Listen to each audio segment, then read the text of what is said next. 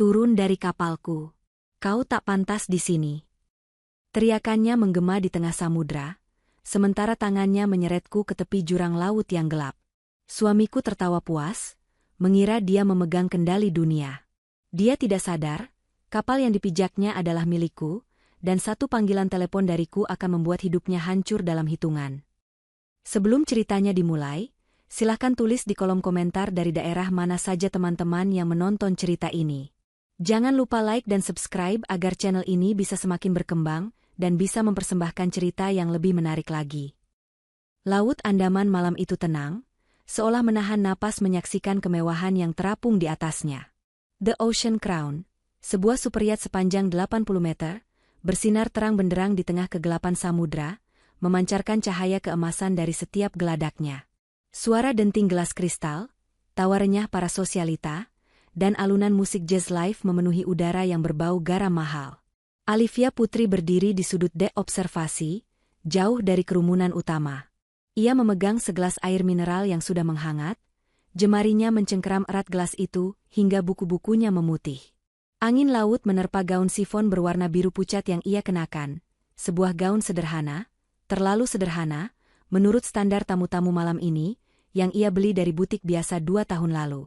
Di pusat perhatian, di bawah lampu gantung chandelier luar ruangan yang megah, suaminya, Ariel, sedang tertawa lepas. Ariel tampak memukau dalam setelan tuxedo bespoke dari Italia, memegang cerutu di satu tangan dan gelas whisky tua di tangan lainnya. Namun, bukan karisma Ariel yang membuat dada Alivia sesak, melainkan tangan kiri suaminya yang melingkar santai namun posesif di pinggang ramping wanita lain. Marissa Utami, model papan atas yang wajahnya menghiasi sampul majalah mode bulan ini. Wanita itu mengenakan gaun merah menyala dengan belahan tinggi yang memamerkan kaki jenjangnya, kontras tajam dengan penampilan Alivia yang tertutup dan kusam.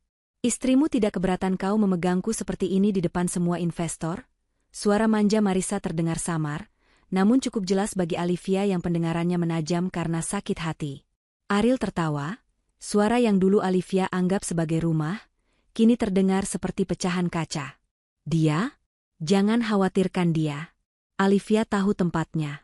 Dia beruntung aku masih mengizinkannya naik ke kapal milikku ini. Tanpa aku, dia mungkin masih menghitung uang receh di apartemen sempit. Gelak tawa pecah di lingkaran elit itu. Beberapa tamu melirik ke arah sudut gelap tempat Alivia berdiri, tatapan mereka campuran antara rasa kasihan dan jijik. Bagi mereka, Alivia hanyalah aksesoris rusak yang dibawa Ariel karena kewajiban moral semata. Seorang yatim piatu tanpa koneksi, tanpa uang, yang dinikahi Ariel saat pria itu belum sesukses sekarang. Alivia menunduk. Kapal milikku, batinnya mengulang ucapan Ariel. Ironi itu begitu pekat hingga terasa pahit di lidahnya. 3 tahun pernikahan mereka adalah 3 tahun pengabdian Alivia dalam diam. Ia yang mengatur jadwal Ariel, ia yang merapikan kekacauan administrasi perusahaan rintisan Ariel di awal karir, dan ia juga yang, secara diam-diam, meminta kakaknya, Nero Putra, untuk meloloskan tender-tender proyek Ariel tanpa sepengetahuan suaminya itu. Ariel mengira kesuksesannya adalah hasil jenius murninya sendiri. Dia tidak tahu bahwa dia sedang berdiri di atas bahu raksasa yang ia sebut istri tak berguna. Hai, Cinderella, sapaan sinis membuyarkan lamunan Alivia. Marissa berdiri di hadapannya, menggoyangkan gelas champagne. Ariel sibuk menyapa investor lain, memberi celah bagi selingkuhannya untuk beraksi. Kau tidak bosan berdiri di pojokan seperti patung? Ariel bilang kau tidak suka pesta. Kenapa tidak tidur saja di kabin pelayan? Kurasa itu lebih cocok untukmu daripada merusak pemandangan di sini. Alivia menatap mata Marissa. Ada arogansi yang begitu tebal di sana. Aku istri sahnya, Marissa. Jaga bicaramu. Marissa terkekeh pelan, mendekatkan wajahnya ke telinga Alivia. Status di kertas tidak berarti apa-apa, sayang. Lihat sekelilingmu. Siapa yang mendampingi Ariel saat toas tadi? Aku. Siapa yang dibelikan kalung berlian seharga apartemen minggu lalu? Aku. Kau hanya masa lalu yang belum sempat dia buang karena dia terlalu sibuk. Marissa sengaja menumpahkan sedikit champagne-nya ke gaun Alivia. UPS. Maaf, tapi gaun murah itu memang sudah waktunya diganti, bukan? Wanita itu berlalu, meninggalkan Alivia yang gemetar. Bukan karena takut, tapi karena menahan amarah yang sudah sampai di ubun-ubun. Alivia sadar, malam ini adalah batas akhirnya. Dengan alasan ingin membersihkan noda di gaunnya, Alivia meninggalkan keramaian pesta dan turun ke dek bawah, menuju master suite, kamar utama yang seharusnya menjadi miliknya dan Ariel. Namun selama pelayaran ini, Ariel melarang Alivia masuk ke sana dengan alasan banyak dokumen kerja rahasia. Alivia ditempatkan di kamar tamu kecil di dekat ruang mesin. Lorong kapal terasa sunyi, kontras dengan keriuhan di atas. Karpet tebal meredam langkah kaki Alivia. Saat ia sampai di depan pintu ganda master suite, ia mendapati pintunya sedikit terbuka. Kecerobohan khas Ariel yang sedang mabuk kemenangan. Alivia mendorong pintu itu pelan. Aroma parfum Marissa menyeruak kuat, mendominasi ruangan yang seharusnya beraroma laut segar. Di atas meja kerja mahoni, berserakan botol anggur kosong dan beberapa dokumen. Namun, yang menarik perhatian Alivia adalah tablet Ariel yang menyala, tergeletak begitu saja di samping kotak perhiasan bludru yang terbuka, kosong. Isinya pasti kalung yang dipakai Marissa tadi. Layar tablet itu menampilkan aplikasi perbankan digital yang belum dilogot. Jantung Alivia berdegup kencang. Ia mendekat, jemarinya menyentuh layar dingin itu. Matanya membelalak melihat riwayat transaksi terakhir. Transfer keluar, IDR 15 miliar rupiah.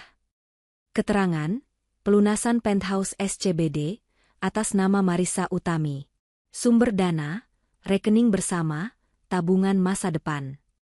Dunia Alivia terasa runtuh, lalu tersusun kembali menjadi bentuk yang tajam dan dingin. Itu bukan uang Ariel. Itu adalah uang hasil penjualan tanah warisan ibunya, ibu angkat yang merawat Alivia sebelum ia kembali ke keluarga putra, yang ia masukkan ke rekening bersama sebagai bentuk kepercayaan. Ariel telah mengurasnya. Habis. Demi wanita itu. Bukan hanya itu. Alivia menggeser layar ke dokumen lain yang terbuka. Sebuah draft perceraian. Ariel sudah merencanakannya. Di sana tertulis bahwa Ariel akan menuntut Alivia keluar dari rumah tanpa membawa sepeser pun aset, dengan alasan Alivia tidak berkontribusi secara finansial selama pernikahan. Kau benar-benar serakah, Ariel, desis Alivia pelan. Suaranya tidak lagi bergetar. Kesedihan yang ia rasakan tadi menguap, digantikan oleh ketenangan yang mematikan. Darah keluarga putra yang mengalir di tubuhnya seolah mendidih, membangkitkan insting bisnis dan dominasi yang selama ini ia kubur demi menjadi istri yang penurut. Ia mengambil ponselnya, memotret semua bukti di layar tablet itu dengan cepat dan presisi. Transaksi, chat mesra, draft perceraian. Semuanya. Tiba-tiba, pintu kamar mandi terbuka. Ariel keluar, wajahnya memerah karena alkohol, dasinya sudah longgar. Ia terkejut melihat Alivia berdiri di depan meja kerjanya. "Apa yang kau lakukan di sini?" bentak Ariel. Langkahnya sedikit sempoyongan namun agresif. "Siapa yang mengizinkanmu masuk ke kamarku?" "Kamar kita, Ariel," koreksi Alivia dingin, meletakkan tablet itu kembali dengan bunyi tak yang keras. "Atau mungkin sekarang sudah jadi kamar Marissa? Sama seperti uang tabungan kita yang kau pakai untuk membelikan dia apartemen." Wajah Ariel berubah pucat sesaat, lalu merah padam karena marah dan malu tertangkap basah. Namun alih-alih meminta maaf, egonya yang setinggi langit mengambil alih. Dia mencengkeram lengan Alivia kasar. "Kau mengaduk-aduk privasiku. Dasar wanita tidak tahu diuntung." "Privasi? Kau mencuri uangku, Ariel." Alivia menepis tangan suaminya. "Uangmu? Itu uangku. Aku yang bekerja keras. Kau hanya parasit." Ariel berteriak, suaranya menggema di lorong. "Ayo keluar. Kita selesaikan ini di depan semua orang agar mereka tahu betapa gilanya kau." Ariel menyeret Alivia keluar kamar, memaksanya naik kembali ke dek atas. Musik di dek atas berhenti mendadak saat Ariel muncul, menyeret Alivia dengan kasar menembus kerumunan tamu. Gelas-gelas diletakkan. Percakapan terhenti. Semua mata tertuju pada pasangan itu. Marissa tersenyum lebar di sudut, menikmati pertunjukan yang ia anggap sebagai kemenangan finalnya. "Lepaskan aku, Ariel, kau menyakitiku." Alivia mencoba memberontak, namun cengkeraman Ariel terlalu kuat. Pria itu sudah dikuasai setan alkohol dan arogansi.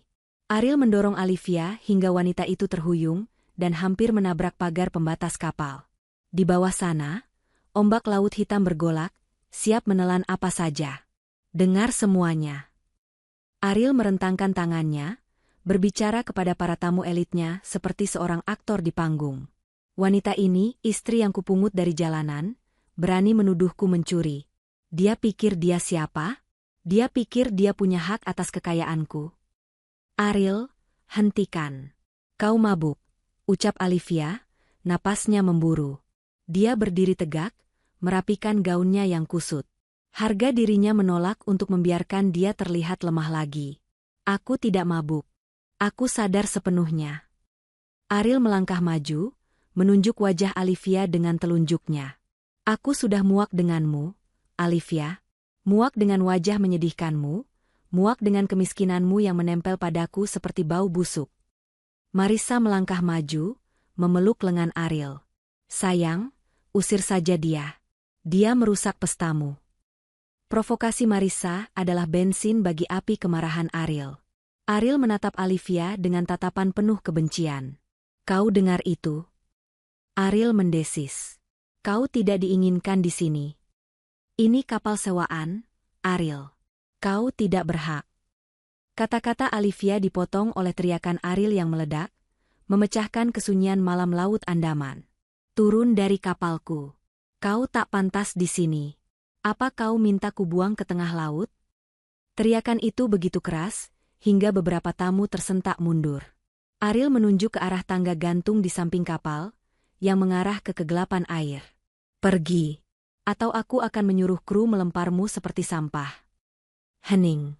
Keheningan yang mencekam menyelimuti The Ocean Crown. Tidak ada yang berani membela Olivia. Mereka semua takut pada Ariel yang sedang naik daun, atau mereka terlalu menikmati drama kehancuran orang lain. Olivia menatap Ariel. Dalam detik itu, sisa-sisa cinta yang mungkin masih ada, benar-benar mati. Padam total. Dia tidak menangis. Tidak ada air mata. Wajahnya perlahan berubah. Bahunya yang tadi tegang kini rileks. Dagunya terangkat. Ekspresi ketakutan yang biasa ia pasang lenyap, digantikan oleh aura dingin yang membuat Marissa, yang berdiri di samping Ariel, tiba-tiba merasa merinding tanpa alasan. Kau mengusirku, Ariel? Tanya Olivia pelan, namun suaranya terdengar jernih di tengah keheningan. Dari kapal MU? Ya. Pergi sekarang. Bentak Ariel. Olivia mengangguk pelan. Sebuah senyum tipis, yang sangat mengerikan, terukir di bibirnya. Baiklah, kata Olivia. Olivia merogoh tas tangan kecilnya yang tergantung di bahu. Gerakannya tenang, kontras dengan histeria Ariel. Dia mengeluarkan sebuah ponsel hitam, bukan ponsel murah yang biasa dia pakai sehari-hari agar tidak mencolok, melainkan sebuah perangkat satelit tipis dengan lapisan titanium. Ariel mengerutkan kening. Dia belum pernah melihat ponsel itu sebelumnya. Olivia menekan satu tombol. Speed dial 1. Dia mengangkat ponsel itu ke telinganya. Matanya tidak lepas menatap manik mata Ariel. Halo? Suara bariton yang berat dan berwibawa terdengar dari seberang. Meski tidak di loudspeaker, keheningan di dek membuat suara itu samar-samar terdengar. Kak, sapa Olivia. Nada bicaranya berubah total. Tidak ada lagi intonasi istri yang patuh. Ini adalah nada seorang putri yang biasa memberi perintah. Aku di titik koordinat 07 Lintang Utara, Laut Andaman. Di ujung telepon, suara gelas pecah terdengar. Nero Putra, CEO Putra Ocean Group, langsung mengenali nada suara adiknya. Itu adalah nada bahaya. V, ada apa? Kenapa sinyal GPS MU aktif? Batalkan proyek Valerius, perintah Olivia dingin. Bekukan semua aset yang terhubung dengan Valerius Tech atas nama Putra Group. Tarik semua investasi kita. Sekarang. Ariel tertawa terbahak-bahak mendengar itu. Siapa yang kau telepon? Operator taksi? Kau mau membatalkan proyekku? Kau gila. Olivia mengabaikan tawa Ariel. Dia melanjutkan bicaranya ke telepon. Dan satu lagi, Kak, jemput aku. Sekarang. Suamiku baru saja mengusirku dari kapal. Hening sejenak di seberang telepon. Lalu, suara Nero terdengar rendah, bergetar menahan amarah yang jauh lebih mengerikan daripada teriakan Ariel. Dia melakukan apa? Dia bilang kapal ini miliknya. Dia bilang aku tidak pantas di sini. Olivia menatap Ariel dengan tatapan yang membuat tawa pria itu perlahan mati. Jadi, tunjukkan padanya siapa pemilik lautan yang sebenarnya. Tetap di posisimu, V. 2 menit. Aku akan meratakan siapapun yang menyentuhmu. Olivia menutup telepon. Dia memasukkan kembali ponselnya ke dalam tas. Sandiwara yang bagus, cibir Marissa, meski wajahnya terlihat sedikit cemas. Kau pikir kami bodoh? Menelepon seseorang dan berpura-pura menjadi bos? Ariel menggelengkan kepala, merasa kasihan sekaligus jijik.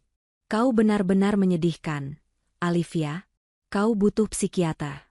Sekarang, turun ke skoci sebelum aku menyuruh keamanan menyeretmu. Olivia melipat kedua tangannya di dada.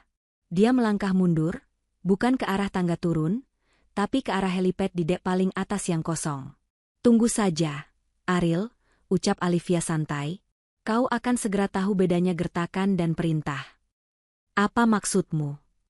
Sebelum Olivia sempat menjawab, angin kencang tiba-tiba menerpa dek. Air di gelas para tamu bergetar. Suara gemuruh rendah terdengar dari kejauhan, semakin lama semakin keras, hingga berubah menjadi deru yang memekakan telinga. Cahaya sorot yang menyilaukan membelah kegelapan malam, jatuh tepat ke atas The Ocean Crown. Bukan 1, tapi 3. 3 helikopter hitam legam bermanuver rendah di atas yacht. Angin dari baling-baling raksasa mereka mengacaukan pesta.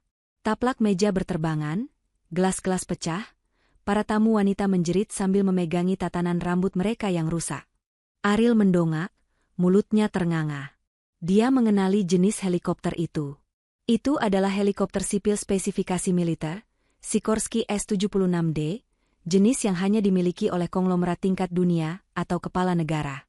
Di lambung helikopter utama, terpampang logo emas yang sangat familiar bagi siapa saja yang bekerja di industri maritim.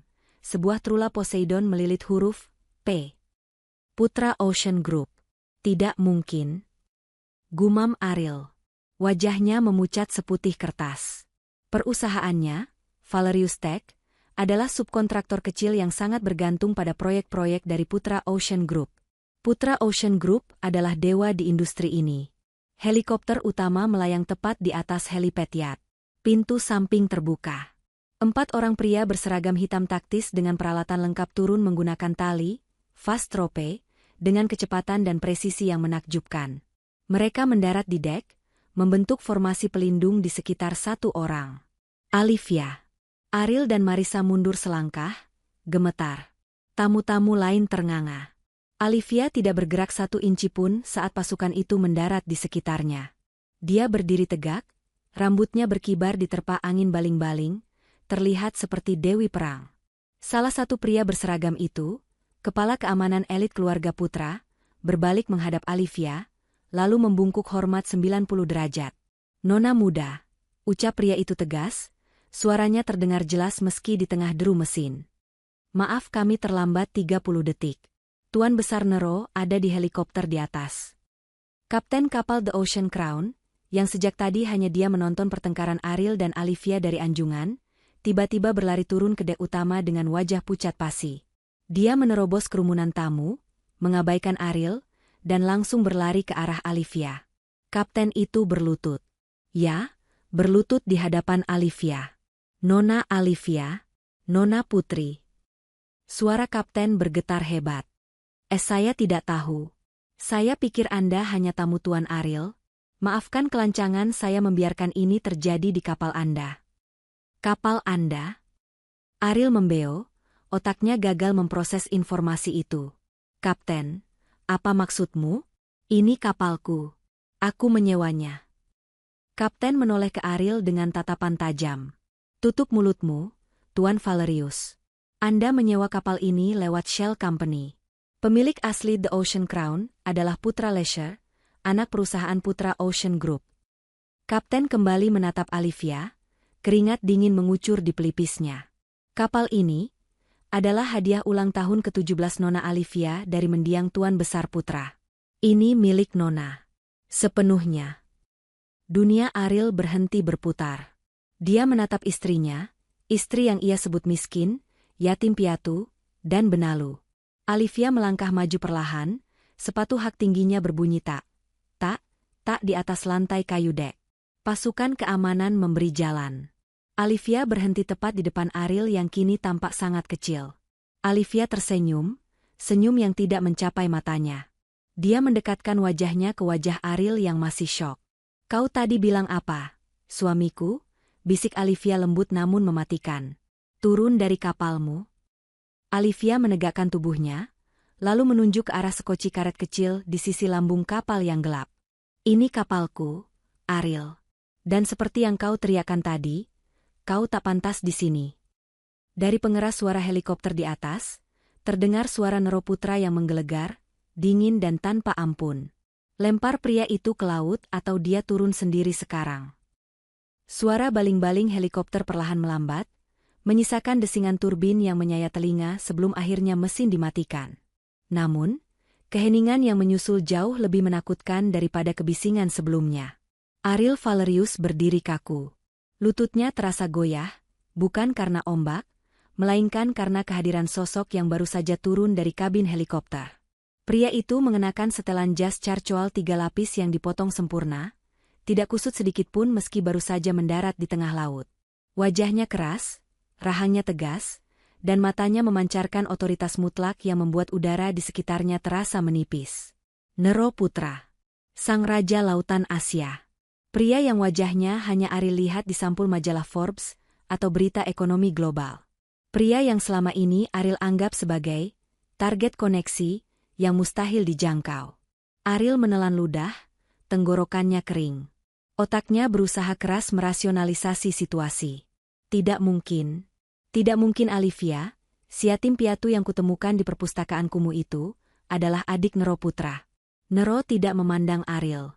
Dia bahkan tidak melirik Marissa yang kini bersembunyi di balik punggung Ariel dengan gemetar.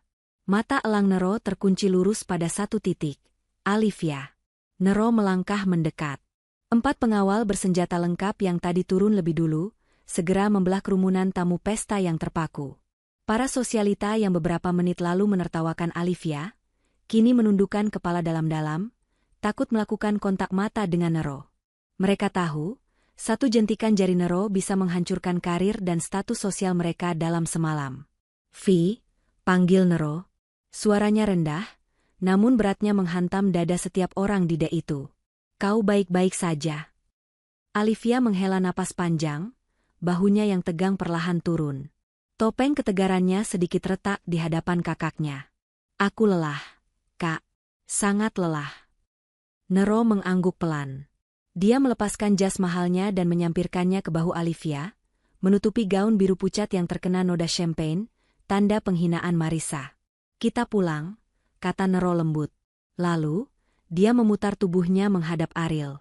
Perubahan ekspresi Nero terjadi dalam sepersekian detik. Dari kelembutan seorang kakak menjadi kekejaman seorang eksekutor. Dia menatap Ariel seolah sedang melihat noda kotoran di sol sepatunya. "Jadi," suara Nero memecah kebisuan malam. "Kau pria yang berani meneriaki adikku di atas kapal milik keluarganya sendiri." Ariel mencoba membuka mulut, mencoba memanggil sisa-sisa keberanian palsunya. "Tuan Putra, ini salah paham. Saya tidak tahu dia adik Anda. Alivia tidak pernah bilang dia menipu saya. Dia membohongi identitasnya." "Dia tidak menipumu," potong Nero dingin. "Dia hanya ingin dicintai sebagai dirinya sendiri, bukan karena nama belakangnya. Dan kau gagal dalam ujian itu dengan cara yang sangat menyedihkan." Ariel tergagap. "Di kapal ini, saya punya kontrak. Saya menyewanya secara sah. Anda tidak bisa mengusir penyewa begitu saja. Hukum bisnis." Nero tertawa. Tawa yang kering dan tanpa humor. Dia menoleh ke arah kapten kapal yang masih berlutut. "Kapten, jelaskan pada penyewa kita ini tentang klausa 14 ayat B dalam kontrak sewanya." Kapten berdiri dengan gemetar, memegang topi capnya di dada. Dia tidak berani menatap Ariel. Tuan Valerius, dalam kontrak sewa The Ocean Crown yang Anda tanda tangani, tertulis bahwa penyewaan ini bersifat subsidi penuh dari Putra Group sebagai fasilitas keluarga. Hak penggunaan dapat dicabut secara sepihak dan serta-merta apabila ada instruksi langsung dari Dewan Direksi atau pemilik aset. Ariel ternganga. Subsidi? Fasilitas keluarga? Anda hanya membayar biaya kebersihan, Tuan Ariel, lanjut Kapten dengan suara pelan namun jelas. Biaya operasional kapal ini per malam adalah $50.000. Anda hanya membayar $500. Sisanya dibayar otomatis oleh Trust Fund Nona Alivia. Dunia Ariel berputar hebat.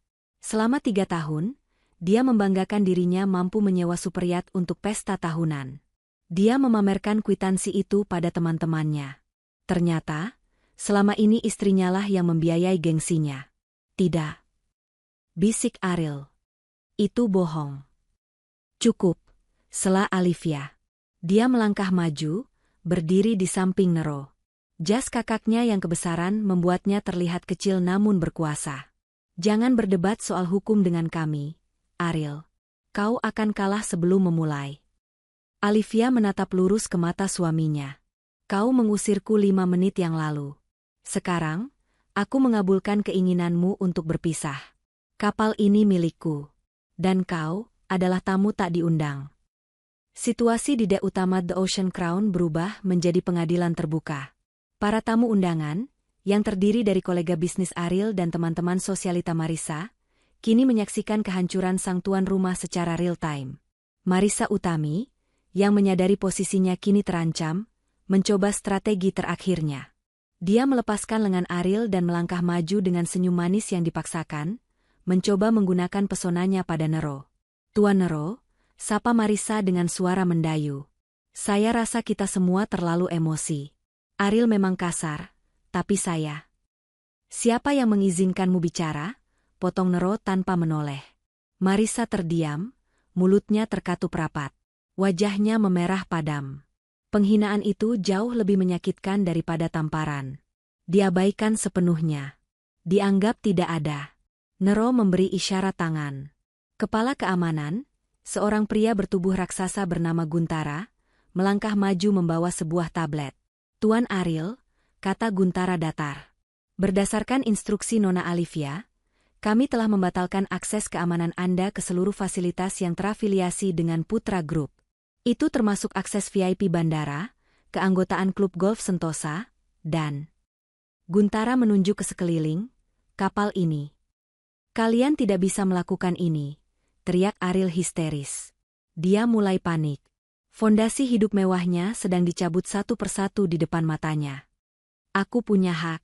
Barang-barangku ada di dalam. Jam tanganku, laptopku. Barang-barang Anda sedang dikemas oleh kru, jawab Alivia tenang. Tentu saja, hanya barang yang benar-benar Anda beli dengan uang Anda sendiri. Barang yang dibeli menggunakan kartu kredit tambahan dariku, atau uang yang kau ambil dari rekening bersama akan tetap di sini. Mata Ariel terbelalak. Itu pencurian. Itu penyitaan aset. Koreksi Alivia. Anggap saja uang muka untuk ganti rugi 15 miliar yang kau curi untuk apartemen wanita itu. Mendengar angka 15 miliar disebut, para tamu mulai berbisik-bisik. Reputasi Ariel sebagai businessman sukses mulai runtuh berganti menjadi penipu istri. Ariel mencoba mengubah nada bicaranya. Dia menyadari kekerasan tidak akan menang melawan pasukan Nero. Dia mencoba memelas. Sayang, jangan begini. Kita bisa bicara di rumah. Jangan permalukan aku di depan klienku. Karirku bisa hancur. Alivia menatap Ariel dengan tatapan kosong. Karirmu?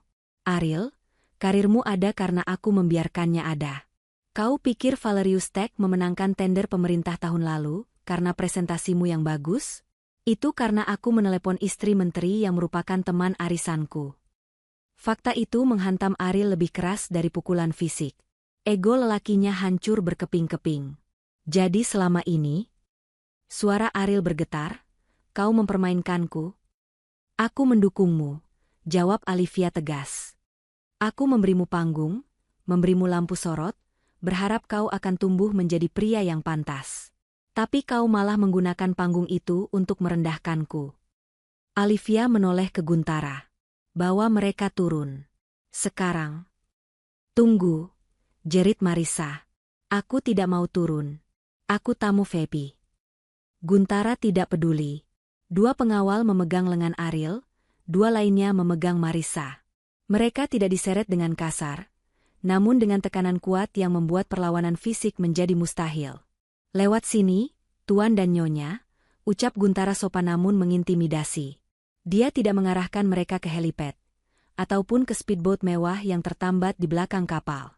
Dia mengarahkan mereka ke sisi lambung kapal tempat sebuah dinghy, perahu karet darurat, kecil terombang-ambing di atas air yang gelap.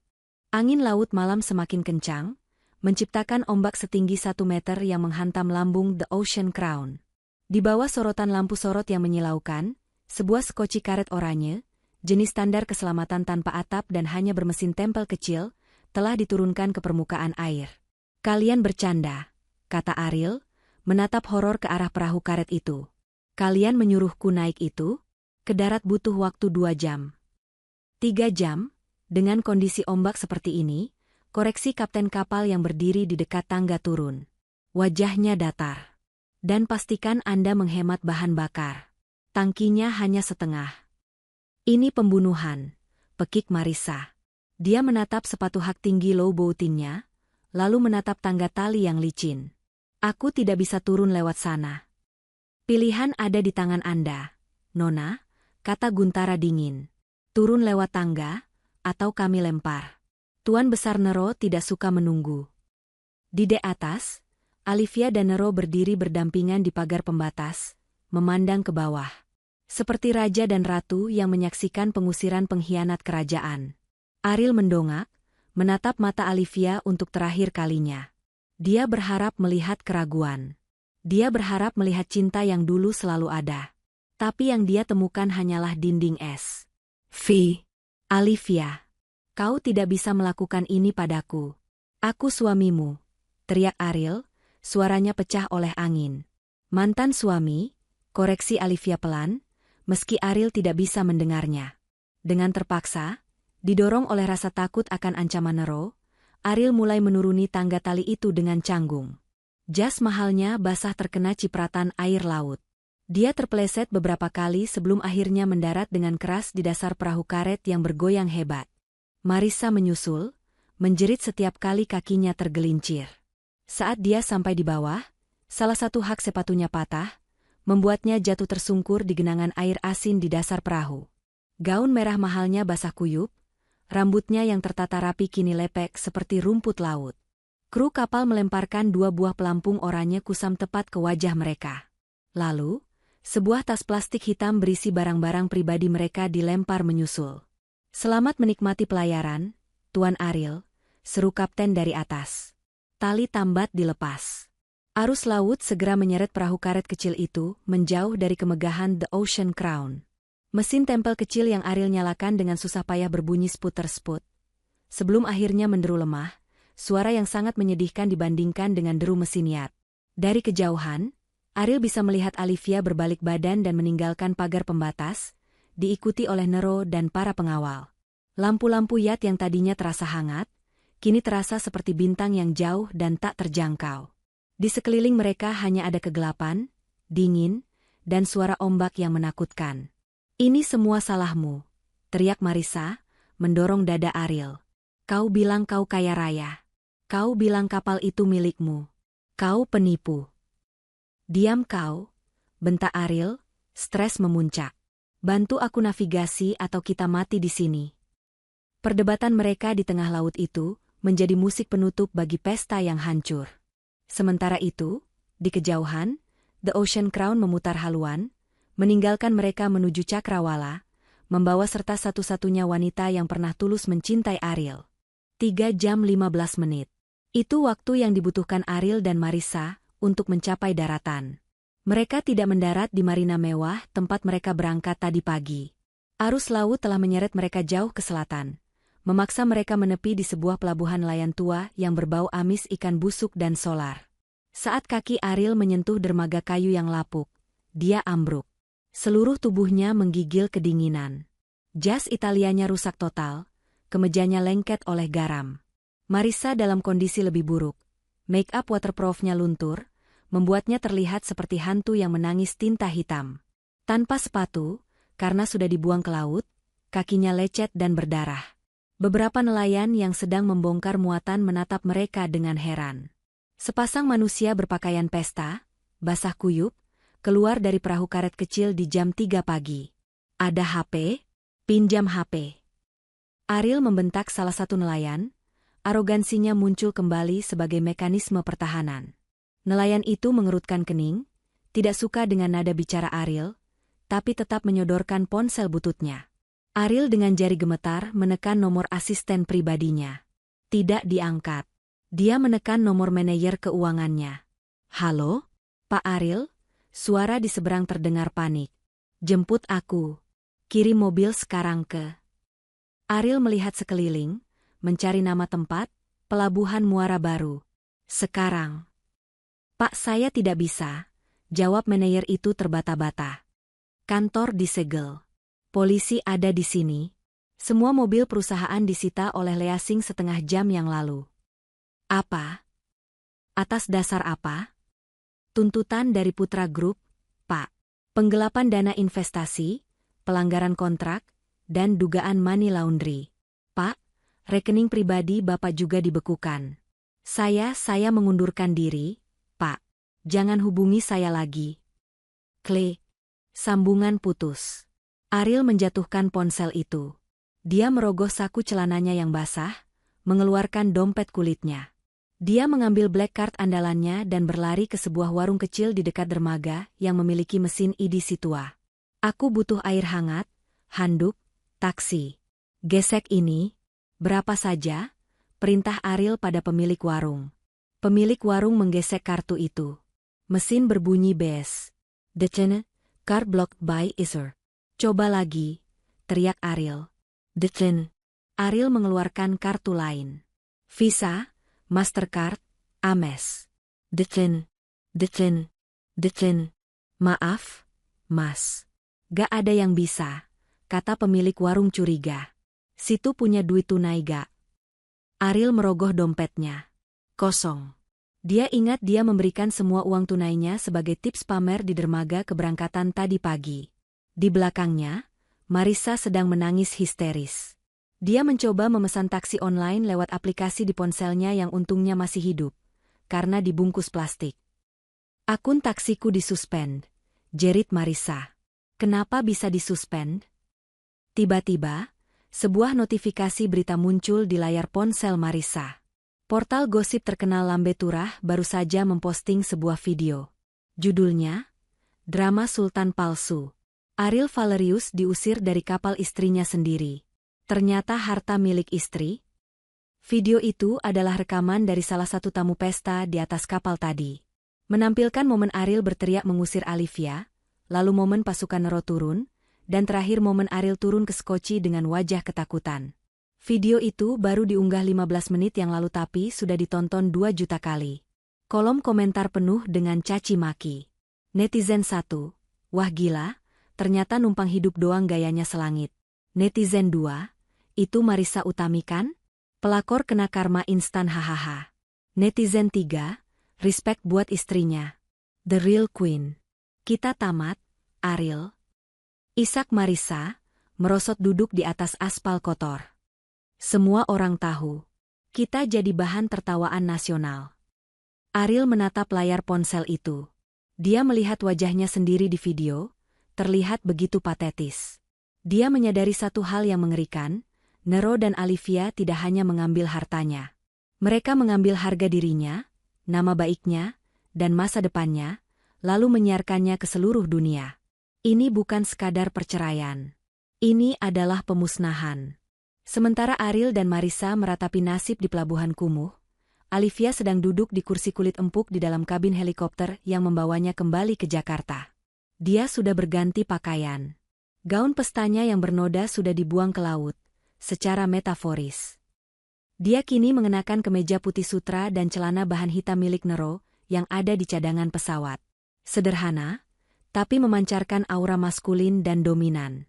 Di tangannya, Dia memegang segelas whisky tua, minuman yang sama yang diminum Ariel tadi, tapi kini di tangan yang berhak. Kau menyesal? Tanya Nero yang duduk di hadapannya, sedang membaca laporan di tablet. Olivia menatap lampu-lampu kota Jakarta yang berkelap-kelip di bawah sana. Aku menyesal membuang 3 tahun hidupku untuk pria yang tidak pernah melihatku. Tapi untuk apa yang kulakukan malam ini? Tidak. Sedikit pun tidak.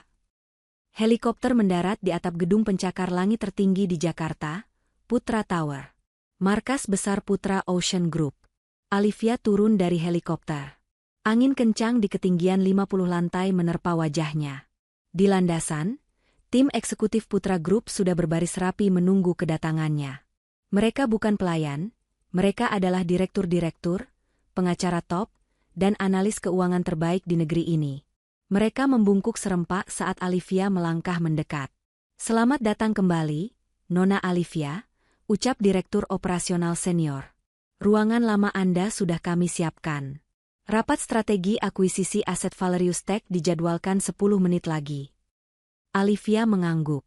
Dia bukan lagi istri rumahan yang sibuk memikirkan menu makan malam suami. Dia bukan lagi wanita yang menunduk takut saat dibentak.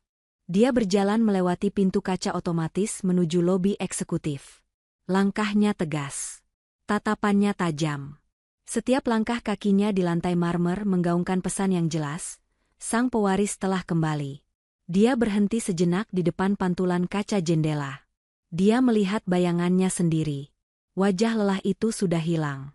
Yang ada hanyalah wajah seorang wanita yang siap berperang. Kak, panggil Olivia tanpa menoleh. Nero berhenti di belakangnya. Ya? Hancurkan sisa bisnis Ariel yang belum kita sentuh. Aku ingin besok pagi, saat dia bangun, dia bahkan tidak mampu membeli kopi sachet. Nero tersenyum tipis, senyum bangga seorang kakak. Dengan senang hati. Olivia mendorong pintu ruang rapat besar itu. Para pemegang saham berdiri. Silakan duduk, kata Olivia, mengambil tempat di ujung meja, kursi yang biasanya diduduki Nero. Malam ini, Nero mempersilakan adiknya memimpin. Mari kita mulai, ucap Olivia dingin. Agenda pertama, membersihkan sampah. Senin pagi di Jakarta biasanya diawali dengan kemacetan yang memuakan, tapi bagi Ariel Valerius, pagi ini terasa seperti perjalanan menuju tiang gantungan. Setelah insiden di pelabuhan dan video viral yang menghancurkan reputasinya dalam semalam, Ariel memaksakan diri datang ke kantor pusat Valerius Tech di kawasan SCBD. Dia mengenakan satu-satunya setelan jas cadangan yang tersisa di apartemen lamanya, setelan yang agak kekecilan dan ketinggalan zaman, sangat kontras dengan citra ticon muda yang selama ini ia bangun. Ketika Ariel melangkah masuk ke lobi gedung, suasana terasa aneh. Resepsionis tidak menyapanya dengan senyum genit seperti biasa. Satpam menunduk, menghindari kontak mata. Para karyawan berbisik-bisik dalam kelompok kecil, namun langsung bubar begitu melihat bayangannya. Tidak ada rasa hormat di udara, hanya aroma ketakutan dan antisipasi akan bencana. Siapkan ruang rapat, bentak Ariel pada sekretarisnya yang gemetar di depan meja kerja. Panggil semua direktur. Kita harus melakukan damage control soal berita sampah itu. Sekretarisnya, wanita parubaya bernama Bu Ratna, menatapnya dengan pandangan iba. Pak Ariel, rapat direksi luar biasa sudah dimulai 10 menit yang lalu. Apa? Tanpa aku? Aku CEO-nya. Ariel mendengus marah dan langsung melangkah lebar menuju ruang rapat utama di ujung lorong. Berani-beraninya mereka. Ariel menendang pintu ganda ruang rapat hingga terbuka lebar. Apa-apaan ini? Siapa yang memberi izin rapat di mall? Kata-katanya terhenti di tenggorokan. Lidahnya keluh. Ruangan itu penuh sesak. Bukan hanya oleh Direktur Valerius Tech, tapi juga oleh wajah-wajah asing yang tampak jauh lebih berkuasa. Di sisi kanan meja, duduk tim pengacara korporat terbaik di Jakarta. Di sisi kiri, para auditor dengan laptop menyala. Dan di ujung meja, di kursi head of board yang merupakan singgasana Ariel, duduk Olivia Putri. Wanita itu mengenakan blazer hitam double-breasted dengan aksen emas, rambutnya disanggul rapi dan tajam. Tidak ada lagi jejak istri yang lembut dan penurut. Dia sedang memegang pena Montblanc, memeriksa sebuah dokumen tebal tanpa sedikit pun menoleh saat pintu dibanting. Anda terlambat, Tuan Valerius, ucap Alivia datar, masih menatap dokumen. Silakan duduk. Tapi bukan di sana. Ariel hendak berjalan ke kursi ujung, tapi dua orang pengawal berbadan tegap menghalanginya dan menunjuk sebuah kursi lipat kecil yang diletakkan di sudut ruangan, jauh dari meja utama. Apa maksudnya ini, Alivia? Suara Ariel bergetar, campuran antara amarah dan teror. Ini kantorku. Ini perusahaanku. Koreksi. Sela seorang pria tua berkacamata tebal, kepala tim hukum Putra Group. Berdasarkan anggaran dasar perusahaan, pemegang saham mayoritas memiliki hak mutlak untuk mengambil alih kendali manajemen dalam kondisi darurat. Dan pagi ini, pukul 8 WIB, Putra Ocean Group melalui anak usahanya telah mengakuisisi 65% saham Valerius Tech yang dilepas panik oleh investor Anda setelah skandal semalam. Ariel menoleh ke arah direktur keuangannya, orang kepercayaannya. Pria itu menunduk dalam-dalam. Maaf, Pak Ariel. Saham kita anjlok 40% saat pembukaan pasar. Kami harus menjual atau perusahaan ini likuidasi total. Tawaran Putra Group adalah satu-satunya jalan keluar. Kalian menjualku? Bisik Ariel tak percaya. Alivia akhirnya mengangkat wajahnya. Tatapannya dingin, setajam silet. Mereka tidak menjualmu, Ariel. Mereka menyelamatkan periuk nasi mereka sendiri dari nahoda kapal yang bodoh. Kau tahu bisnis, bukan? Tidak ada loyalitas di atas kapal yang karam. Alivia menutup map di depannya dengan suara bam yang pelan namun menggema di ruangan sunyi itu. Agenda hari ini bukan penyelamatan citramu, lanjut Alivia. Agendanya adalah restrukturisasi total. Mulai detik ini, Valerius Tech berada di bawah pengawasan langsung Putra Group. Semua keputusanmu, mulai dari pembelian Staples hingga kontrak miliaran, harus melalui tanda tanganku. Kau tidak bisa melakukan ini. Ariel merosot, bahunya turun. Dia sadar dia sudah kalah jumlah, kalah uang, dan kalah kuasa. Aku sudah melakukannya, balas Alivia. Sekarang duduk di kursi itu, dan dengarkan bagaimana kami membedah bangkai perusahaanmu. Ariel berjalan tertatih menuju kursi lipat di sudut. Dia duduk di sana, terasing di perusahaannya sendiri, dipaksa mendengarkan Alivia memimpin rapat dengan kecerdasan dan ketegasan yang selama ini Ariel abaikan. Ariel menyadari satu hal yang menyakitkan. Alivia jauh lebih hebat menjadi CEO daripada dirinya. Sementara Ariel dipermalukan di Menara Gadingnya, Marissa Utami sedang berjuang di medan perangnya sendiri, lobi Hotel Bintang 5 di Jakarta Pusat. Setelah diusir dari kapal dan diblokir dari semua akses kemewahan Ariel, Marissa panik. Karir modelingnya di ujung tanduk. Brand-brand kosmetik membatalkan kontrak sepihak pagi ini dengan alasan klausul moralitas. Dia butuh pelindung baru. Dan dalam otak oportunisnya, hanya ada satu pria yang lebih kuat dari Ariel. Nero Putra. Marissa tahu Nero sedang menghadiri acara charity gala makan siang di hotel tersebut. Dengan sisa uang tunainya, dia menyuap pelayan untuk memberitahu posisi meja Nero. Marissa mengenakan gaun terbaik yang tersisa di kopernya, memoles wajahnya secantik mungkin, berusaha menutupi kantung mata akibat kurang tidur. Dia melihat Nero duduk di meja VIP, sedang berbincang dengan beberapa menteri. Marissa menarik napas dalam, memasang senyum paling menggoda, dan melangkah mendekat. Tuan Nero. Sapanya dengan suara lembut yang dibuat-buat, mencoba mengabaikan tatapan sinis para tamu lain. Dua pengawal Nero segera bergerak maju, tapi Nero mengangkat tangan, memberi isyarat untuk membiarkan wanita itu mendekat. Nero menatap Marissa dengan ekspresi bosan, seolah sedang melihat lalat yang mengganggu makan siangnya. Nona Utami, kata Nero datar. Ada urusan apa? Saya pikir Anda sedang sibuk mengurus refund tiket kapal pesiar. Beberapa tamu di meja itu terkikik menahan tawa. Marissa menelan harga dirinya. Dia berlutut setengah badan di samping kursi Nero, posisi yang merendahkan namun juga memamerkan belahan dadanya. Tuan Nero, saya ingin minta maaf atas kejadian semalam. Saya hanya korban. Ariel yang memanipulasi saya. Dia bilang dia single, dia bilang dia kaya raya. Saya tidak tahu kalau dia suami Nona Alivia. Oh? Nero mengangkat alis. Jadi Anda tidak tahu? Sama sekali tidak. Marissa berbohong lancar. Saya bisa menjadi saksi, Tuan. Saya tahu semua rahasia Ariel. Saya tahu di mana dia menyembunyikan dokumen ilegalnya. Saya bisa bantu Nona Olivia menghancurkan Ariel, asal Tuan mau membantu memulihkan karir saya. Marissa meletakkan tangannya di lengan jas Nero.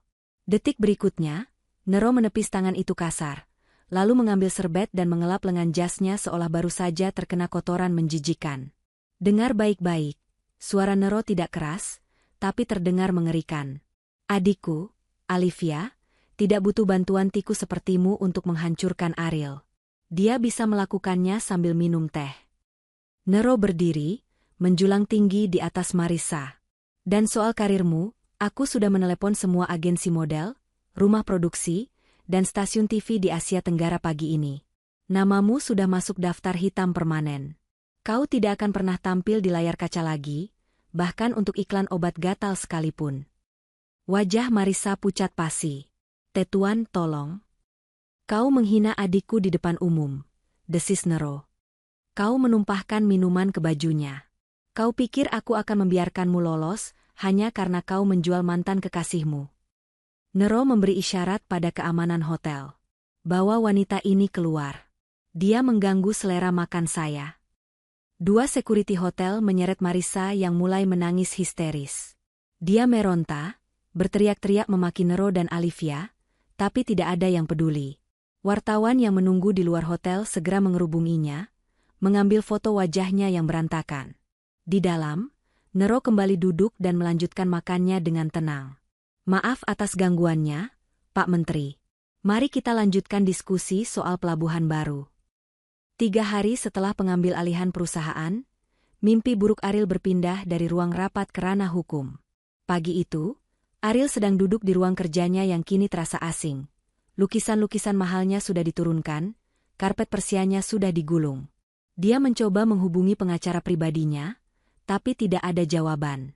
Tiba-tiba, pintu ruangan terbuka kasar tanpa ketukan. 6 orang masuk. 4 berseragam polisi, 2 mengenakan rompi bertuliskan, auditor forensik. Tuan Ariel Valerius, tanya petugas polisi senior. Ariel berdiri, kakinya lemas. Ada apa ini? Kami membawa surat perintah penyitaan aset dan penahanan sementara atas dugaan penggelapan dana korporasi, pemalsuan dokumen perbankan, dan tindak pidana pencucian uang. Di belakang polisi, Olivia masuk dengan langkah santai. Dia memegang sebuah tablet. Apa yang kau lakukan, Vi? Ariel memelas, keringat dingin mengucur deras. Penjara?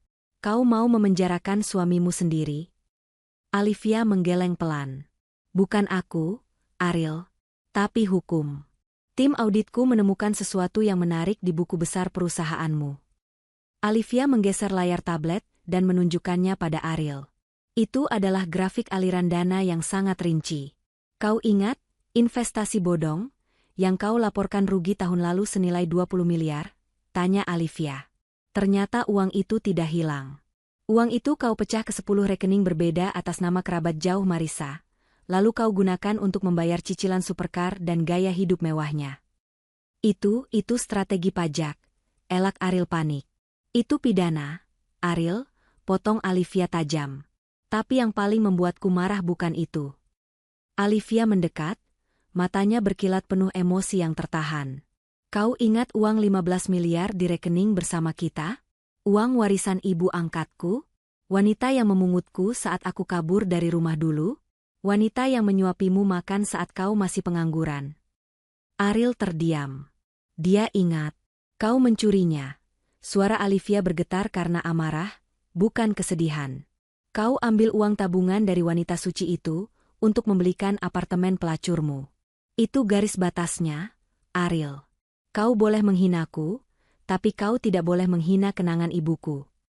Olivia memberi kode pada polisi. Silakan, Pak. Bawa dia. Tunggu. Vi. Olivia. Aku bisa jelaskan. Aku akan ganti uangnya. Ariel mundur hingga punggungnya menabrak jendela kaca. Jangan lakukan ini. Aku takut penjara. Polisi tidak menunggu. Mereka memborgol tangan Ariel ke belakang. Bunyi klik besi dingin itu terdengar seperti vonis mati bagi Ariel. Kau tidak perlu menggantinya, kata Olivia dingin saat Ariel digiring melewatinya. Kami sudah menyita apartemen itu, mobil-mobilmu, dan jam tanganmu. Sisanya, kau bayar dengan waktumu di dalam sel. Para karyawan Valerius Tech menonton dalam diam saat mantan bos mereka digiring keluar gedung dengan tangan terborgol, wajah tertutup jaket polisi. Tidak ada simpati. Hanya kelegaan bahwa tirani kepemimpinan Ariel yang toksik telah berakhir. 2 minggu kemudian, Ariel dibebaskan dengan status tahanan kota sementara menunggu sidang, berkat jaminan dari orang tua angkatnya yang menggadaikan sertifikat rumah tua mereka. Ariel kini benar-benar hancur. Akun banknya nol, kartu kreditnya mati. Apartemen mewahnya disegel. Dia tinggal menumpang di sofa ruang tamu rumah orang tua angkatnya di pinggiran Jakarta yang panas dan sempit. Marissa sudah menghilang entah kemana, dikabarkan kabur ke luar negeri menjadi TKI ilegal karena dikejar penagih utang. Satu-satunya harapan Ariel adalah memohon pengampunan Olivia. Dia yakin, jauh di lubuk hati Olivia, masih ada sisa cinta untuknya. Olivia adalah wanita yang lembut, pikirnya. Dia pasti akan luluh jika melihat Ariel menderita. Siang itu, Ariel nekat datang ke Putra Tower. Dia tidak bisa masuk ke lift karena aksesnya dicabut, jadi dia menunggu di lobi. Dia menunggu selama 6 jam, berdiri di pojokan, diabaikan oleh resepsionis, ditatap curiga oleh security. Penampilannya berantakan, rambut agak gondrong tak terurus, kemeja kusut, dan wajah yang tirus. Pukul 19, lift VIP terbuka. Olivia keluar, diiringi oleh Nero dan beberapa eksekutif asing. Mereka tampak bersinar, tertawa membicarakan kesuksesan merger terbaru. Ariel melihat kesempatan itu. Dia berlari menerobos penjagaan security. Olivia. Para pengawal Nero segera bergerak memblokir, tapi Olivia mengangkat tangan. Biarkan dia. Ariel jatuh berlutut di lantai marmer yang dingin, tepat di depan sepatu hak tinggi Olivia. Dia menangis. Tangisan yang nyata kali ini, lahir dari keputusasaan absolut. Maafkan aku, isak Ariel, memeluk kaki Olivia. Aku salah. Aku bodoh. Aku dibutakan oleh uang dan wanita itu. Aku bersumpah, aku mencintaimu. Ingat masa-masa kita dulu? Saat kita makan mie instan berdua di kosan? Itu masa terindahku. Tolong beri aku kesempatan kedua. Aku tidak minta harta. Aku cuma mau kamu. Lobi yang ramai mendadak hening. Semua orang menonton drama itu. Olivia menatap pria yang bersujud di kakinya. Dulu, dia akan ikut menangis melihat Ariel sedih. Dulu, dia akan memeluk pria ini dan mengatakan semuanya akan baik-baik saja. Tapi, dulu, sudah mati di Laut Andaman. Olivia melirik jam tangan Patek Philippe di pergelangan tangannya, lalu menatap Ariel dengan ekspresi bosan. Kau selesai? Tanya Olivia datar.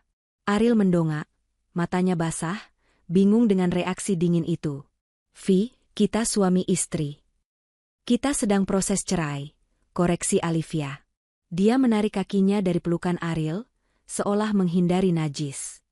Dan jangan bawa-bawa masa lalu. Masa lalu itu indah karena aku yang membuatnya indah. Ariel, kau hanya numpang hidup di sana. Olivia membungkuk sedikit, mensejajarkan wajahnya dengan Ariel. Kau bilang kau mencintaiku? Tidak. Kau hanya mencintai kenyamanan yang kuberikan. Sekarang kenyamanan itu hilang, kau kembali merangkak padaku. Itu bukan cinta, itu naluri parasit. Aku berubah, aku janji. Manusia tidak berubah semudah itu, Ariel. Mereka hanya menjadi lebih baik dalam menyembunyikan sifat aslinya. Dan kau. Olivia berdiri tegak kembali, menatapnya dari ketinggian, kau bahkan tidak pandai menyembunyikannya. Olivia menoleh ke Nero. Ayo, Kak. Kita terlambat makan malam. Mereka melangkah pergi, meninggalkan Ariel yang masih berlutut di lantai. Ariel mencoba mengejar, tapi Guntara, kepala keamanan, menahan bahunya dengan satu tangan yang kuat seperti besi. Cukup, nak, kata Guntara pelan. Jangan bikin dirimu makin rendah. Sudah habis harganya. Babak terakhir dari kejatuhan Ariel di dunia korporat terjadi 3 hari kemudian. Rapat umum pemegang saham, RUPS, terakhir untuk Valerius Tech diadakan untuk meresmikan perubahan nama dan struktur perusahaan. Ariel diwajibkan hadir sebagai formalitas serah terima jabatan. Kali ini dia tidak melawan. Dia duduk di kursi pesakitan, diam, matanya kosong. Alivia memimpin rapat dengan efisiensi militer. Agenda terakhir, ucap Alivia. Pemberhentian Ariel Valerius dari posisi CEO, Direktur Utama, dan penghapusan namanya dari seluruh aset intelektual perusahaan. Palu diketuk. Toh, semudah itu. 10 tahun kerja keras Ariel, atau yang dia klaim sebagai kerja kerasnya, dihapus dalam satu ketukan palu. Perusahaan ini akan di-rebranding menjadi Nusantara Maritime Solutions, di bawah naungan penuh Putra Group, umum Alivia. Semua paten teknologi yang dulu diklaim oleh Ariel, akan dikembalikan hak ciptanya kepada tim insinyur asli yang menemukannya, yang selama ini kau sembunyikan di ruang bawah tanah tanpa bonus, Ariel. Para insinyur yang hadir di ruangan itu bertepuk tangan. Mereka menatap Ariel dengan tatapan penuh dendam yang akhirnya terbayar. Ariel berdiri perlahan. Dia melepaskan kartu ID aksesnya dari lehernya. Tali lanyard itu terasa seperti tali kekang yang akhirnya lepas. Namun bukan kebebasan yang ia rasakan, melainkan kehampaan. Dia berjalan ke meja Alivia dan meletakkan kartu itu. "Apa kau puas?" tanya Ariel lirih. Alivia menatap kartu ID itu, lalu menatap mata Ariel. "Puas?" Alivia tersenyum tipis. "Ini bukan soal kepuasan, Ariel. Ini soal kepatutan." Alivia menunjuk pintu keluar ruang rapat yang terbuka lebar, di mana 2 security sudah menunggu. "Keluar dari gedungku," ucap Alivia, mengulang kalimat keramat yang pernah diteriakkan Ariel padanya, namun kali ini dengan bobot kekuasaan yang nyata. "Kau tak pantas di sini. Dunia ini, level ini, bukan tempatmu." Ariel menunduk. Dia tidak punya kata-kata balasan. Tidak ada kemarahan yang tersisa, hanya rasa malu yang membakar. Dia berjalan keluar ruangan, diiringi tatapan ratusan karyawan yang dulu takut padanya. Dia berjalan melewati lobi, melewati pintu kaca otomatis, dan akhirnya melangkah keluar ke trotoar Jakarta yang panas dan berdebu. Matahari siang membakar kulitnya. Dia berdiri di pinggir jalan, tanpa mobil jemputan, tanpa sopir, tanpa uang, dan tanpa tujuan. Dia menoleh ke atas, melihat gedung pencakar langit tempat Alivia berada di puncaknya. Dia sadar, dia baru saja diusir dari surga yang tidak pernah dia syukuri. Dan pintu gerbangnya telah dikunci selamanya. Ruang sidang Pengadilan Negeri Jakarta Selatan terasa dingin dan steril, sebuah kontras tajam dari drama panas yang telah menghancurkan pernikahan ini. Tidak ada media yang diizinkan masuk. Kuasa hukum Putra Group telah memastikan persidangan ini tertutup untuk umum demi privasi klien. Meski alasan sebenarnya adalah agar Ariel tidak bisa lagi mencari panggung belas kasihan di depan kamera. Ariel duduk di kursi tergugat. Dia terlihat jauh lebih tua dari usianya. Rambutnya yang dulu selalu dipotong di barbershop premium kini terlihat agak panjang dan tidak rapi. Dia mengenakan kemeja putih polos yang sudah agak kusam di bagian kerah, tanpa jas. Di sampingnya, duduk seorang pengacara pro bono yang terlihat bosan dan terus-menerus mengecek jam tangannya, seolah ingin kasus ini cepat selesai agar dia bisa makan siang. Di sisi meja seberang, Alivia duduk tegak. Dia mengenakan gaun terusan berwarna navy blue yang elegan namun sopan. Di belakangnya, berbaris 3 pengacara top dari firma hukum internasional Hadito Partners, membentuk tembok pertahanan yang tak tertembus. Nero tidak hadir. Alivia ingin menyelesaikan ini sendiri. Hakim ketua mengetuk palu, membuka sidang dengan agenda pembacaan putusan terkait pembagian harta Gonogini. Tergugat, Saudara Ariel Valerius. Hakim berbicara tanpa menatap Ariel, sibuk membolak-balik berkas tebal di depannya. Dalam tuntutan balik Anda meminta pembagian 50% dari aset yang diperoleh selama pernikahan, termasuk saham di Valerius Tech, kini Nusantara Maritime, dan properti di kawasan Menteng. Benar, Yang Mulia, suara Ariel serak. Dia mencoba menegakkan punggungnya. Saya yang membangun perusahaan itu. Saya punya hak atas jerih payah saya. Pengacara utama Alivia, pria paruh-baya dengan rambut perak, berdiri dengan tenang. Keberatan, Yang Mulia. Klaim tersebut tidak berdasar karena adanya perjanjian pranikah yang sah dan mengikat. Ariel terperanjat. Apa? Kami tidak pernah menandatangani prenup. Aku ingat betul, aku menolak ide itu karena aku mencintainya tulus. Pengacara Alivia tersenyum tipis, lalu menyodorkan sebuah dokumen yang sudah dilaminating ke meja hakim. Mohon diperiksa, bukti T14. Dokumen, kesepakatan perlindungan aset dan pemisahan harta, yang ditandatangani saudara Ariel 3 tahun lalu, tepat 2 hari sebelum pernikahan. Ariel mengerutkan kening, otaknya bekerja keras mengingat-ingat. Itu bohong. Aku tidak pernah. Tiba-tiba, ingatan itu muncul. 3 tahun lalu, Alivia datang membawakan tumpukan dokumen tebal. Ini cuma asuransi mobil dan asuransi jiwa, sayang. Tanda tangan di sini, dan di sini. Biar kalau ada apa-apa, masa depan kita aman, kata Alivia waktu itu dengan senyum manis yang polos. Ariel, yang saat itu sedang sibuk bermain game di ponselnya dan merasa Alivia terlalu bodoh untuk menipunya, menandatangani semuanya tanpa membaca. Di halaman 45, paragraf 3, lanjut pengacara Alivia. Tertulis jelas, pihak kedua, suami, melepaskan segala hak atas aset, modal, dan pengembangan usaha yang dibiayai oleh pihak pertama, istri, atau keluarga pihak pertama, baik sebelum maupun selama pernikahan berlangsung. Wajah Ariel memucat. Dia merasa lantai di bawah kakinya runtuh. Selain itu, tambah pengacara itu dengan nada membunuh, karena saudara Ariel terbukti melakukan tindak pidana penggelapan dana rumah tangga, kasus apartemen Marisa Utami yang sudah diputus di sidang pidana terpisah, maka hak Gonogini gugur demi hukum. Hakim mengangguk-angguk, lalu mengetuk palu dengan keras. Mengabulkan gugatan penggugat sepenuhnya. Perceraian disahkan. Tidak ada pembagian harta Gonogini. Tergugat diwajibkan membayar biaya perkara sebesar Rp500.000. Rp500.000. Harga terakhir dari pernikahan Ariel. Alivia berdiri. Dia tidak menoleh ke arah Ariel. Dia menyalami pengacaranya, lalu berbalik menuju pintu keluar.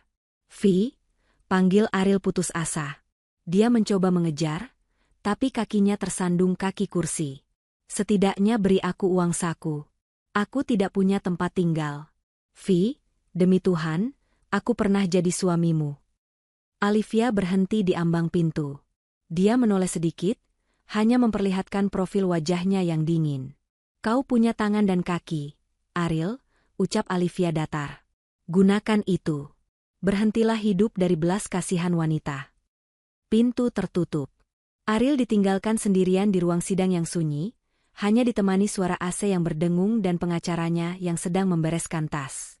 Pak, kata pengacara pro bono itu sambil menyodorkan kertas tagihan biaya administrasi. 500.000-nya, tolong dibayar sekarang. Saya tidak terima kasbon. 6 bulan pasca perceraian. Jakarta sedang diguyur hujan deras. Di kawasan pelabuhan Tanjung Priok, aktivitas bongkar muat tetap berjalan meski badai menerjang. Truk-truk kontainer raksasa berlalu lalang, mencipratkan lumpur hitam ke segala arah. Di salah satu gudang logistik yang pengap, seorang pria sedang mengangkat peti kayu seberat 50 kilogram. Punggungnya terasa mau patah. Tangannya yang dulu halus karena rajin manikur, kini kasar, kapalan, dan penuh luka gores. Ariel Valerius menyeka keringat yang bercampur air hujan di dahinya dengan lengan baju yang kotor. Dia bekerja sebagai buruh harian lepas di gudang kargo. Gajinya dibayar per hari, cukup untuk makan di warteg dan membayar sewa kamar petak ukuran 2x3 meter di gang sempit yang berbau got.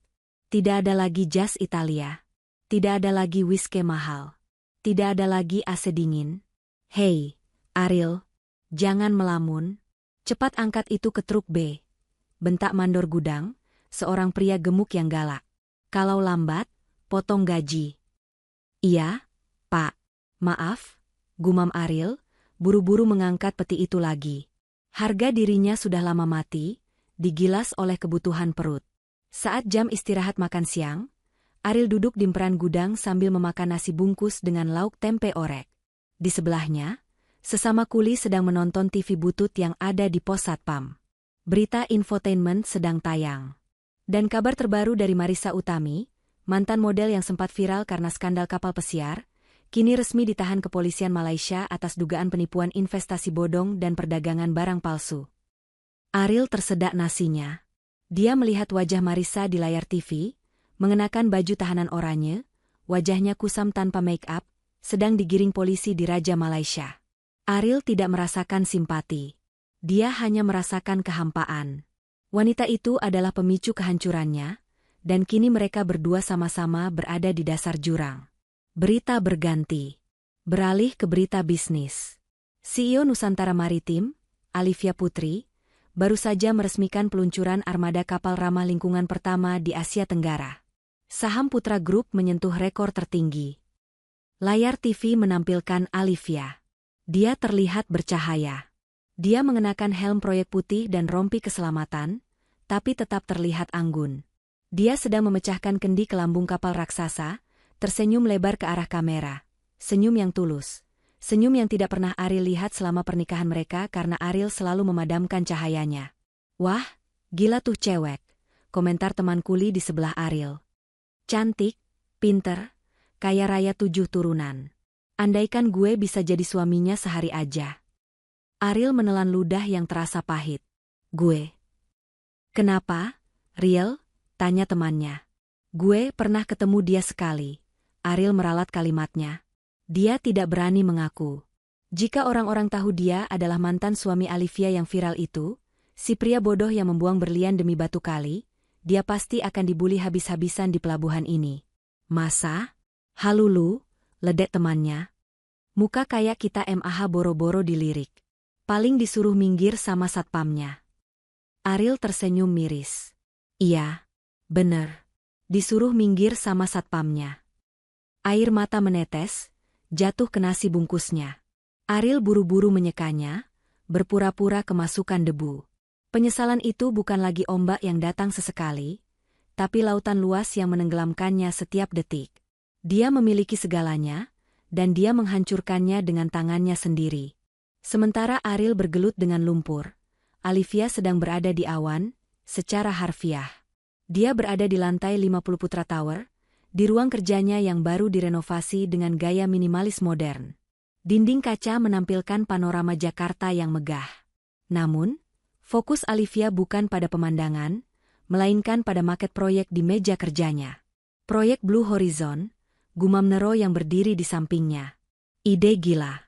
Membuat kapal pembersih sampah plastik otomatis yang ditenagai arus laut.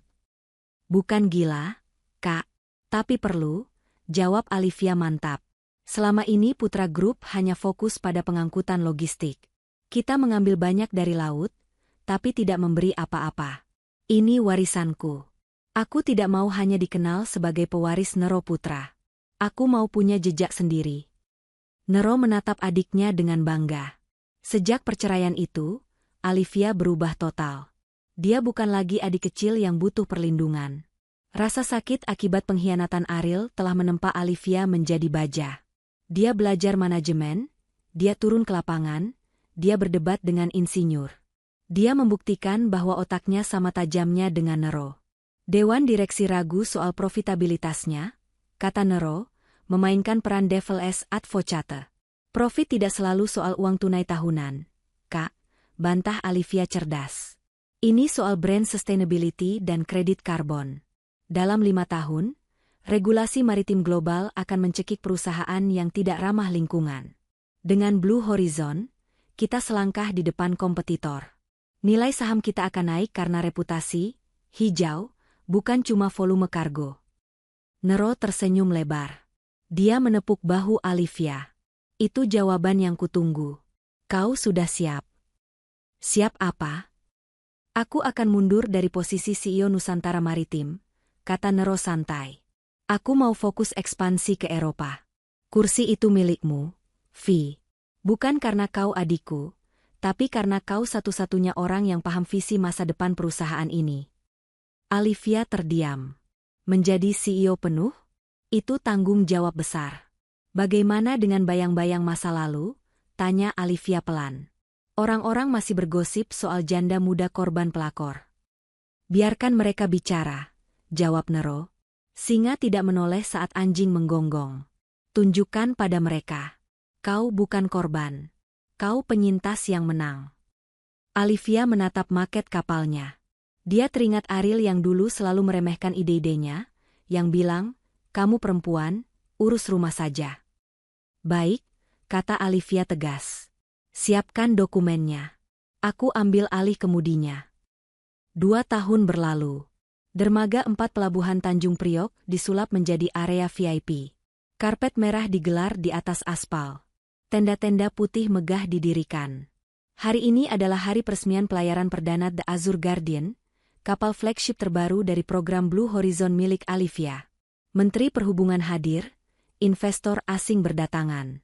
Olivia berdiri di podium, tampak mempesona dengan blazer putih dan celana panjang wide leg. Dia memberikan pidato yang inspiratif, suaranya lantang dan percaya diri, disiarkan langsung ke seluruh jaringan berita nasional. Di pinggiran area VIP, dibatasi oleh pagar besi dan barisan security, para pekerja pelabuhan menonton acara itu dari jauh. Mereka diperintahkan untuk menghentikan aktivitas sejenak agar tidak mengganggu kebisingan acara. Di antara para kuli yang berpeluh itu, berdiri Ariel. Wajahnya sudah sangat berbeda. Kulitnya terbakar matahari hingga coklat gelap, tubuhnya kurus tapi berotot kencang karena kerja fisik. Ada bekas luka di pipinya akibat kecelakaan kerja beberapa bulan lalu.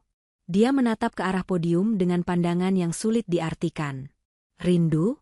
Tentu. Sakit? Pasti. Tapi di atas segalanya, ada rasa penerimaan. Acara selesai. Olivia turun dari panggung, dikelilingi oleh asisten dan pengawal. Dia berjalan menuju mobil limosinnya yang parkir di dekat pintu keluar dermaga. Tiba-tiba, langkah Olivia terhenti. Matanya menangkap sosok di balik pagar pembatas, sekitar 20 meter darinya. Seorang kuli pelabuhan dengan topi lusuh yang sedang menatapnya lekat-lekat. Mata mereka bertemu. Dunia seolah berhenti sejenak. Hiruk-pikuk pelabuhan meredup. Ariel tidak membuang muka. Dia tidak lari seperti dulu. Dia berdiri tegak, membiarkan Olivia melihatnya dalam kondisi terendahnya. Ini adalah momen kejujuran paling brutal di antara mereka.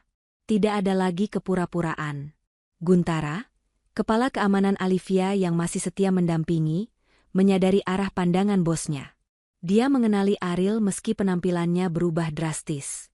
Tangan Guntara bergerak refleks ke arah radio komunikasinya, siap memerintahkan pengusiran. "Nona, perlu saya bersihkan area itu?" tanya Guntara waspada. Olivia terdiam selama 5 detik. Dia menatap mantan suaminya itu, pria yang dulu ia puja, pria yang membuangnya, dan pria yang kini hanyalah debu di perjalanan hidupnya. Apakah dia marah? Tidak. Kemarahan butuh energi, dan Ariel tidak lagi layak mendapatkan energinya. Apakah dia kasihan? Sedikit. Tapi rasa kasihan itu tertutup oleh rasa hormat pada diri sendiri. Olivia menggeleng pelan. "Tidak perlu, Pak Gan. Dia hanya orang asing. Tidak berbahaya." Orang asing. Kata itu lebih tajam daripada pisau.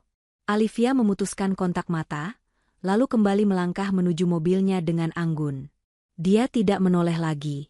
Di balik pagar, Ariel mendengar samar-samar ucapan Olivia, atau mungkin hanya membaca gerak bibirnya. Bahunya merosot. Dia menghembuskan napas panjang, seolah melepaskan beban berat yang selama ini menghimpit dadanya. "Ariel, ayo kerja. Truk C udah dateng," teriak mandor.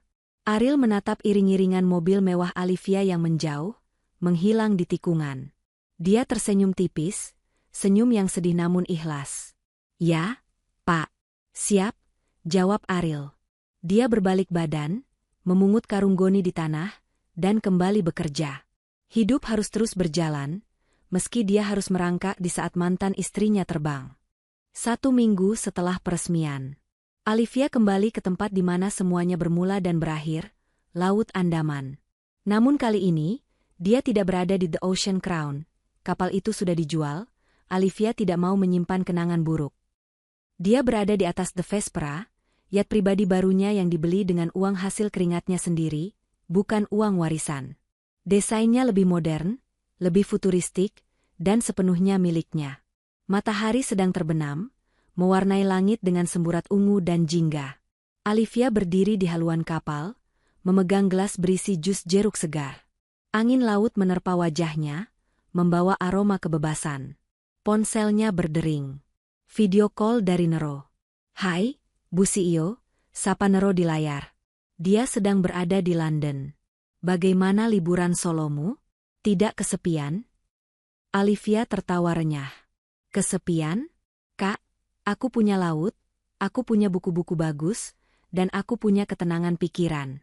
Ini definisi surga. Baguslah. Oh ya, ada titipan salam dari putra mahkota perkapalan Denmark yang kita temui di forum bulan lalu. Dia bertanya kapan kau bisa makan malam dengannya di Copenhagen. Olivia tersenyum misterius. Bilang padanya, aku sibuk mengurus kerajaanku. Kalau dia mau bertemu, dia yang harus datang ke perairanku. Nero tertawa. Itu baru adikku. Baiklah, nikmati senjamu, Vi. Sambungan terputus. Olivia meletakkan ponselnya di meja. Dia bersandar pada pagar pembatas, pagar yang sama jenisnya dengan tempat dia dulu hampir dibuang. Dia melihat ke bawah, ke arah ombak yang bergulung. Dulu, dia melihat ombak itu sebagai ancaman yang menakutkan, tempat pembuangan. Sekarang, dia melihatnya sebagai jalan raya tanpa batas. Dia teringat teriakan Ariel malam itu, kau tak pantas di sini. Olivia menyesap jusnya, lalu berbicara pada angin laut, seolah menjawab hantu masa lalu itu. Kau salah, Ariel, bisiknya. Aku tidak hanya pantas di sini. Aku adalah laut ini. Kadang tenang, kadang mematikan, tapi selalu berkuasa. Kapten kapal membunyikan klakson panjang, menandakan The Vespera akan memacu kecepatan penuh menuju cakrawala. Olivia merentangkan kedua tangannya, membiarkan angin memeluk tubuhnya. Tidak ada lagi Olivia si istri penurut. Tidak ada lagi Olivia si korban. Yang ada hanyalah Olivia putri, Ratu Samudra yang tak terkalahkan. Dia tersenyum menyambut matahari yang perlahan tenggelam, tahu bahwa esok pagi, matahari akan terbit lagi, dan kali ini, sinarnya hanya untuk dia. Hanya untuk dia. Hanya untuk dia. Hanya untuk dia. Hanya untuk dia. Hanya untuk dia.